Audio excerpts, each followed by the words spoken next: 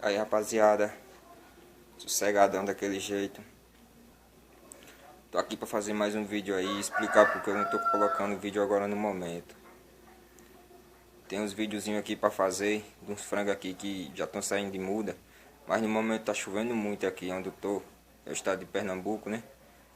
Aí aqui tá chovendo muito, aí não vai ter como eu tá postando os vídeos agora, viu? Mas sossegadão que daqui uns 2 dias tá vindo os vídeos pancada aí pra vocês, viu? E também tem muita gente aí que tá usando medicamento em galo, que é passar a inflamação, depois que o galo briga nas esporas. Eu tenho umas dicas aqui, rapaziada, umas dicas top. Viu? Umas diquinhas top.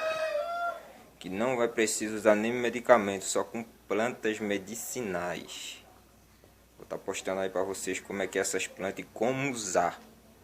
Viu? Ajudou muito eu e espero que ajude vocês.